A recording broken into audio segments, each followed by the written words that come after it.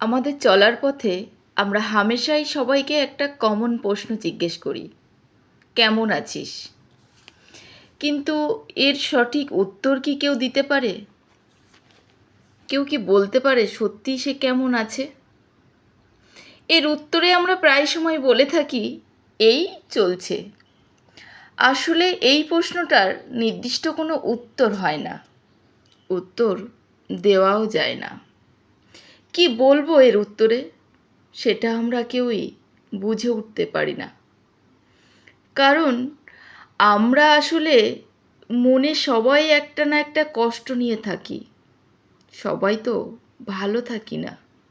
তাই এর সঠিক উত্তর আমরা দিতে পারি না। কি বলবো এর উত্তরে? মাসের শেষে সংসারে টানাপোড়েনের কথা, নাকি পরীক্ষায় পাশ না করার ডিপ্রেশনের কথা, নাকি পরীক্ষার ভালো রেজাল্ট করার পরেও চাকরি না পাওয়ার বেকারত্বের যন্ত্রণার কথা, চাকরির চেষ্টার জন্য মরণপণ লড়াইয়ের কথা। যারা সামান্য মাইনের একটা চাকরি করে তাদের সংসারে মাস শেষে টানাপোড়েন লেগেই থাকে। তাকে যদি জিজ্ঞেস করা হয় সে কেমন আছে, তাহলে কি সে সঠিক উত্তর দিতে পারবে? কখনোই পারবে না। আবার যে পরীক্ষায় ফেল করেছে, পাশ করেনি, সে তো ডিপ্রেশনের কথা কি বলতে পারবে? পারবে না।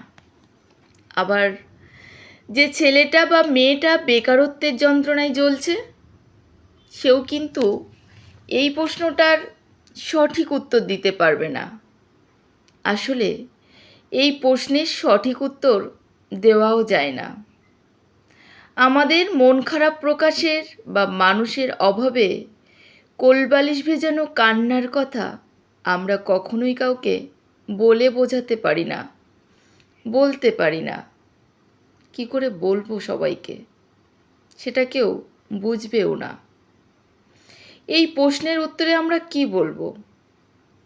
বলবো আমাদের অবিরাম জীবনযুদ্ধে ক্লান্ত হয়ে সর্বহারা একাকী এই আমিটার কথা? কেউ কি শুনবে আমার সেই একাকিত্বের যন্ত্রণার কথা? কেউ কি বুঝতে চাইবে? না, কখনোই কেউই চাইবে না আমার সেই যন্ত্রণাটা বোঝার কথা।